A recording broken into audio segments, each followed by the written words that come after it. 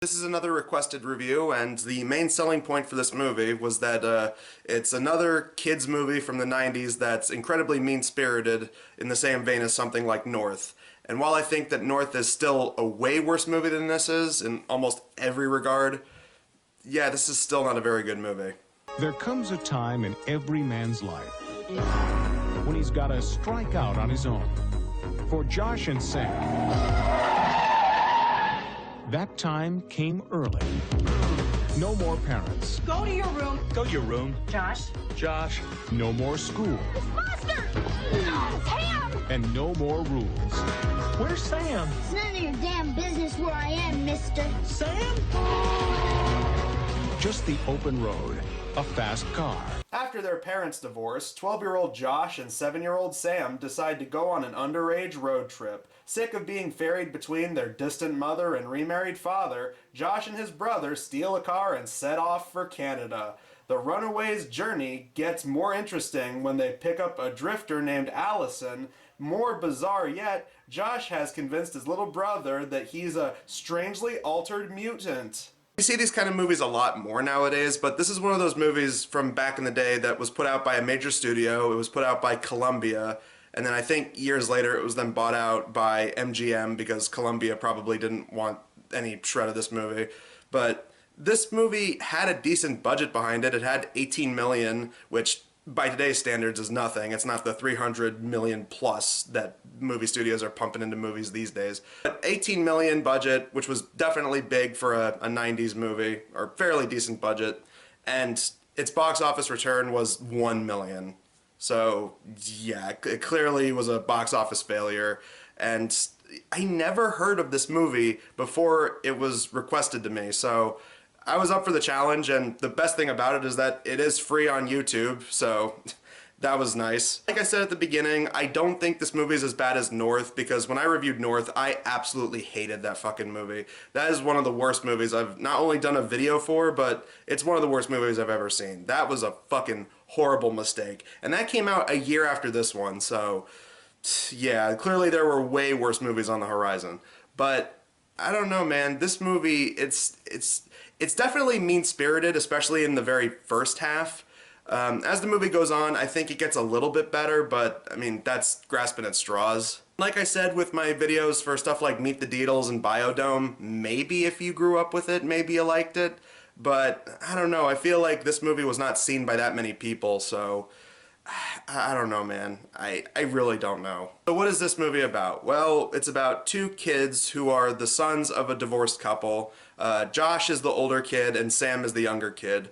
They establish right off the bat that Sam has difficulty getting along with kids in his school because maybe he has some kind of condition, or maybe he's on the spectrum. They don't really go into it. No, Sam's an intelligent boy. He's tested very high, but he just hasn't paid any attention in his summer classes. Considering this is a 90s movie, they probably would have handled it with all the same grace as that that recent Zachary Levi movie about the kid that had autism. This is a nice way of saying they would have fumbled it horribly. But the point is, the kid's parents are divorced. The mom is dating some Eurotrash French guy, and their dad is, I guess, remarried or seeing some woman in Florida. And so the kids are constantly being packed up and, you know, passed around by the parents. They have to constantly hop a plane and visit the other parents, and the kids are clearly pissed off at their respective parents. The woman that he's seeing who has these other pair of kids, or maybe they're like, this was a little bit confusing. I can't tell if these kids were supposed to be like half brothers or if they were supposed to be stepbrothers. Either way, all you know is that the younger brother, Sam, does not like these kids because they are constantly picking on him and his older brother. This is one of my favorite things about this movie. This movie doesn't have a very well-known cast. There's not like a lot of celebrities in it. The only person that I recognized was, you got Stephen Tobolewsky, who was like a character actor. He was Ned Ryerson in Groundhog's Day, and he was like the bad guy in the first live-action Garfield movie. And he was also in Seinfeld. He was a Tor. We got us a killer Sam! Oh, a killer Sam! Oh, buddy. The only other person in the cast that I recognized is one of the jerky other brothers is played by a very young Jake Gyllenhaal. Yeah, he was afraid you might be a homo. We already know you are. Yeah, so the brothers, they hate their situation. They're constantly pissed at their parents for different reasons. And so eventually there's a bombshell that's dropped on them, in that the mom is going to be moving to France with her stupid Eurotrash French boyfriend.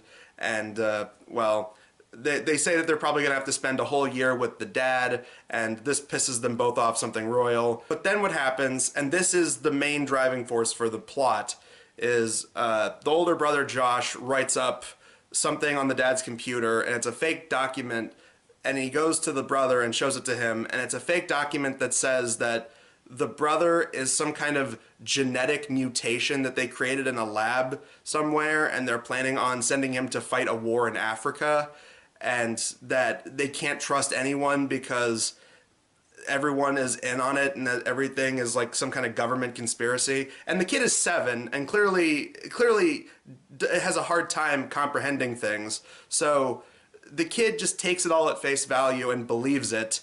When they deliver you to the Pentagon, Mom's gonna use the money to go off to Europe with JP. And get this, Dad's sending you off to fight a war just so we can send the buttholes to football camp. This is like the force behind the entire plot of the movie. This is what continues throughout the whole thing and gets the plot started. And it's like, so the main crux of the movie is that this kid straight up lies to his brother, who's incredibly impressionable and believes this crazy shit right off the bat. And it's like, so are we supposed to like this main kid? It's a pretty fucking shitty thing to do. On top of that, when they're flying back to see their mom one last time, because they find out about all of this like midway through the movie, that the mom is going to be moving to France and all this crap. But as they're going back to see their mom, they end up having to take a stop because of bad weather. So they stop at a motel, and they're going to take a flight to the mom's in the morning.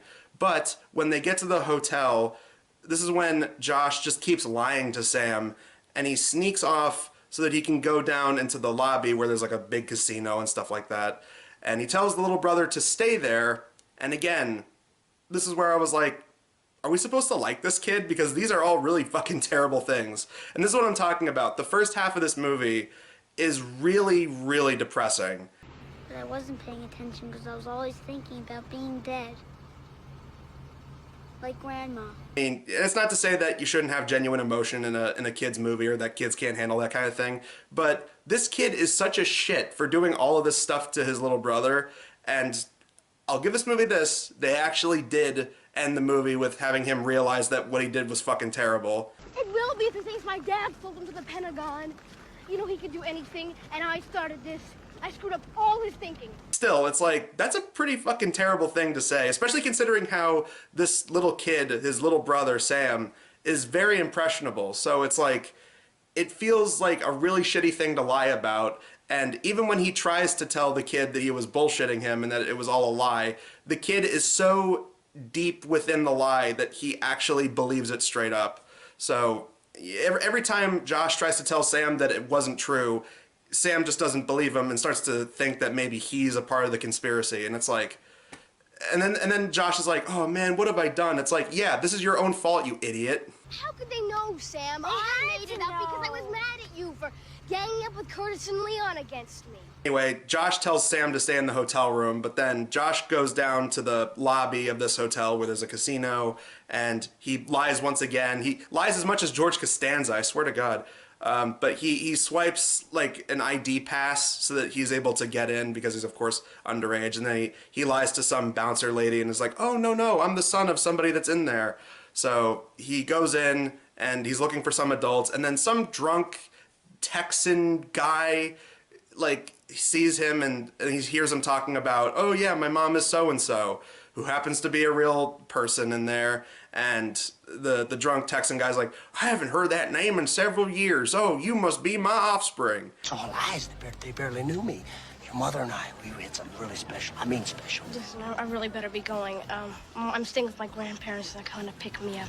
And then, what do you know? Sam goes down in one of the movie's few attempts at comedy, and he sneaks down, but he's incognito, and his idea of cognito is big goofy glasses and like a bath towel wrapped around his head.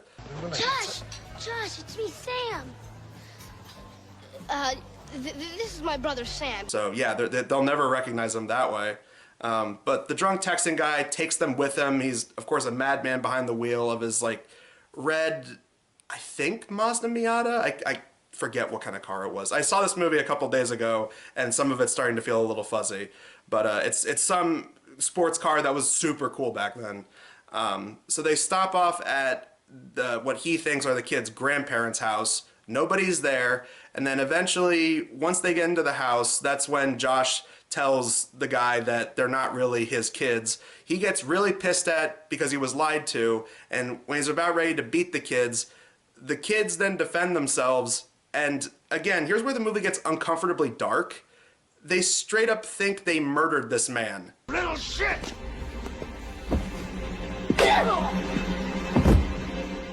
he dead?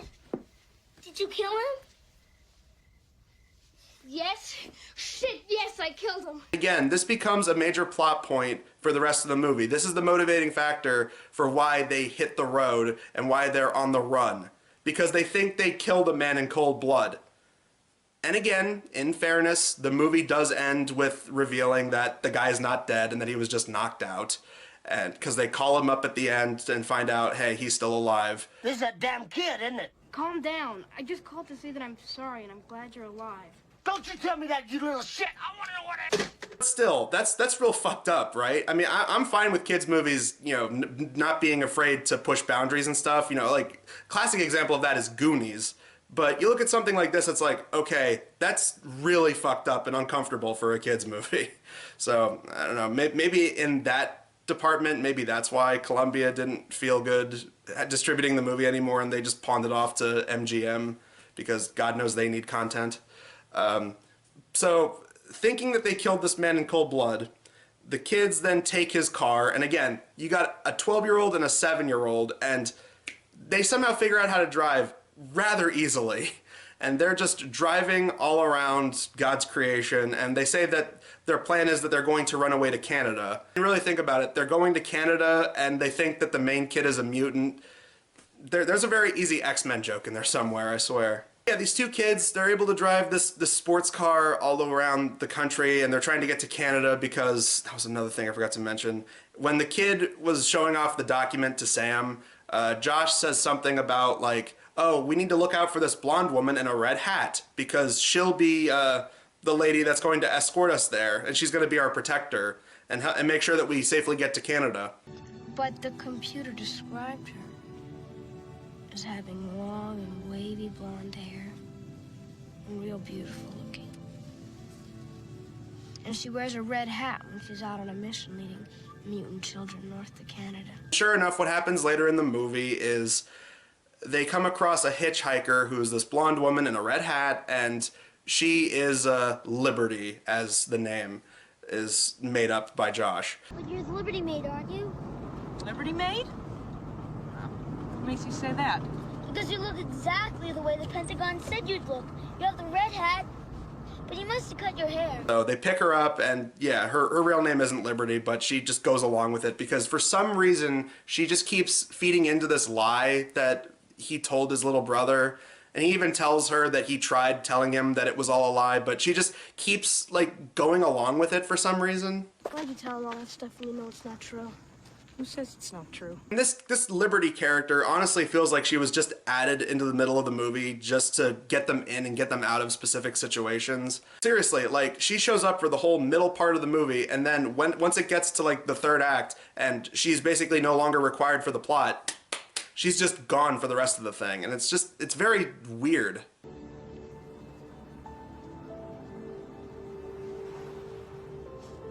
Stay safe, old man. Along with all that, there's just the stupid jokes in between of, like, how are they going to pay for things? Well, as it turns out, Josh made several duplicates of that jerk-ass French boyfriend guy's credit cards. So they're able to just whip out the plastic and they're able to just buy whatever they want. And there's a scene where they order a pizza and they stop off at some gas station to pick up the pizza, and the guy who's delivering the pizza has, like, some thick accent, and, you know, that they're able to get him to not question anything by saying that they'll give him a $50 tip. Last time I signed, Yes? I left a $50 tip. Well, maybe you can sing. Okay. Why not? It's stuff like that all throughout the movie, and it's like the fact that these duplicate credit cards work. I mean, they do try to bring it up later. Hello, Jean-Pierre. Carolyn Whitney, please. I'm sorry, my wife cannot come to the phone right now. Your wife?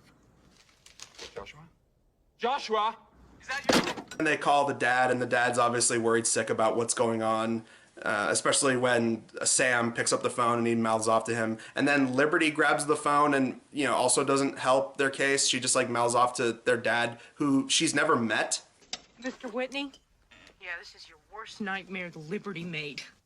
Yeah, I got a message for you and your Pentagon cronies. That's what I'm talking about when I say it's really weird that, like, this lady's just going along with this weird, elaborate lie. I don't get that. And it's like, when they eventually get rid of her in the movie, it's because they stop off at a motel. This is after a big chase scene has happened, because they're being chased by the police because they notice that, hey, wait a minute, these plates belong to somebody else. Even though they're out of state, the cop is like trying to figure out, like, hey, are you their babysitter or something? And one thing leads to another. They end up running away from the cops. The cops give chase, and then they try to, like, hop over a train and lose the cop that way, and somehow or other they do. I lost those kids! They're on foot and they're heading for the lake!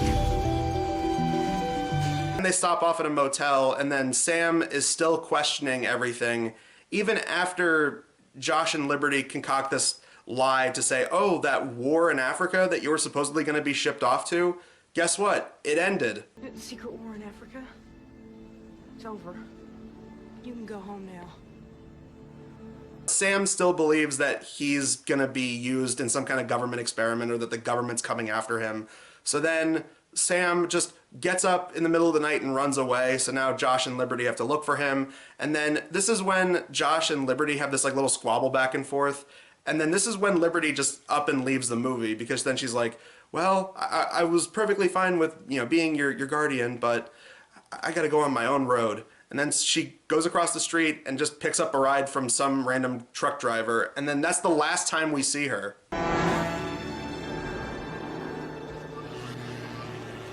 Now, part of me was thinking this, because very early on in the movie, there's a part where the mom says something about how, oh, you can never find a good babysitter these days.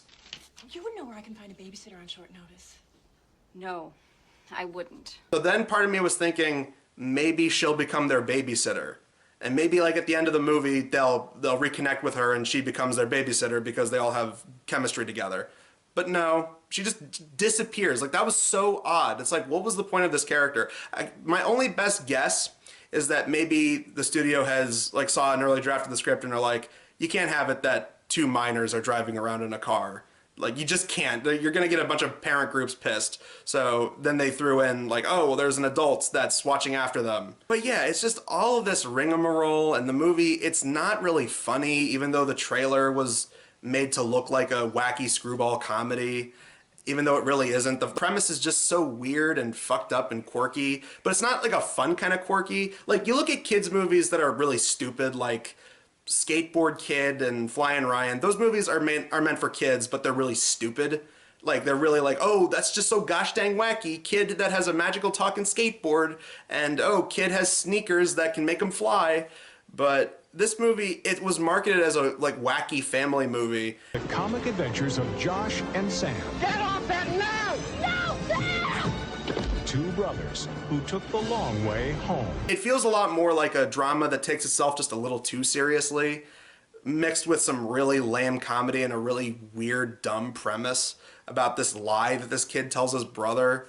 But anyway, ultimately, they do end up reaching Canada. Somehow or other, they do. They get past the Canadian Border Patrol pretty quickly.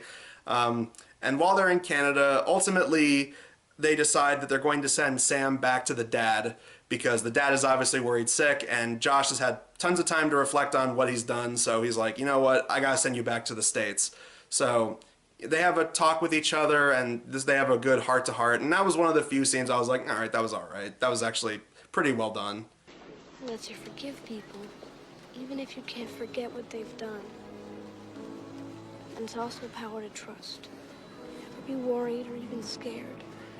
Whatever you are now, however bad it is, you can always make it better just by using this power. A lot of it is undermined by the fact that the previous scene was him taking his brother to a tanning salon because they wanted to get rid of some kind of like genetic coding inside of his brother, which is part of the lie. It's really fucking stupid. The joke of it is that this little 7-year-old walks out with a full-on orange skin tan. Are you ready, Sam? Yes, ready. Then when Ned Ryerson dad picks up the son at the airport, he has a heart-to-heart with him, and then a couple months later they eventually have it that Josh goes back to live with them, and you know, everything is perfectly squared away. You know, they realize that the Texan guy isn't really dead, he was just knocked out, and Sam tells the jerky other brothers that, oh, Josh killed a man, so you know, you don't mess with him. You mean Josh really did kill a guy? My dad was trying to come for him, but I saw it. He beat him over the head with a pool stick. He was so mad. Then one of the few things I liked was the movie ends with the kid realizing that he wasn't a mutant this whole time, and he mouths off to his brother, which I liked. I was like, if this movie ends with him just for the rest of his life believing that he's a mutant, that's fucked up. But thankfully it doesn't. It ends with him actually realizing and mouthing off to his brother for doing a really shitty thing. You lied to me, Josh. Everything you told to me was all a lie. I could have gotten killed by that drunk guy and crashed the car, and gotten run over by that train, and fallen off of the top of that truck, and gotten beaten up by those 2 big kids. Why'd you come back? Because you're here. Came back to be with you.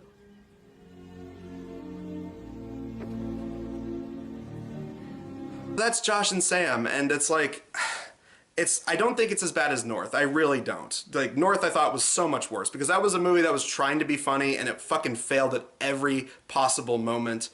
But this movie, it's like, it's a kid's movie that's just a little too depressing, but its premise is also too goofy for adults to take seriously. It's just this, like, they should have just made it super simple and had it that, oh, 2 kids who are pissed at their parents decide to you know, they unite and they decide they're going to run away.